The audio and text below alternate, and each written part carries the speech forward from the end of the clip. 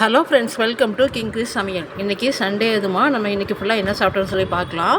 காலையில் நல்லா சூப்பரான ஆப்பம் மாவு அரைச்சி வச்சுருந்தோம். அந்த ஆப்பத்தை காலையில் நம்ம சுட்டோம். ஆப்பத்தை சுட்டுட்டு இந்த ஆப்பத்தை நம்ம ஒரு மேஜிக் பண்ணலான்னு சொல்லி கையிலே எடுக்கலான்னு சொல்லி கையிலே எடுத்தோம். நம்மலாம் அப்போவே அப்படி இப்போ கேட்கவா வேணும், மறுபடியும் இன்னொரு ஆப்பத்தையும் ஊற்றிட்டு அந்த ஆப்பம் வெந்ததுக்கப்புறம் அதை மறுபடியும் ரிஸ்க் வேண்டாம்னு சொல்லி கையிலேயே நம்ம கரண்டிலேயே எடுத்துக்கலான்னு சொல்லிட்டு முடிவு பண்ணி கரண்டிலே எடுத்து 2 ஆப்பத்தை பிளேட்டில் வச்சு சாப்பிட்றலான்னு சொல்லி சாப்பாடுக்கு ரெடியானோம். ஆப்பத்து கூட சர்க்கரை போட்டுட்டு, சர்க்கரை கொஞ்சம் நிறைய தூக்கலாக போட்டுட்டு தேங்காய் பால் 1 கப்பு நிறைய தேங்காய் பால்.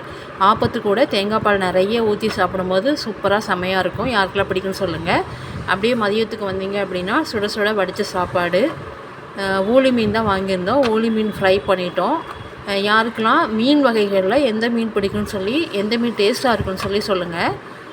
அப்புறம் அதே ஊளி மீனில் நம்ம சூப்பரான குழம்பு வச்சுருந்தோம்.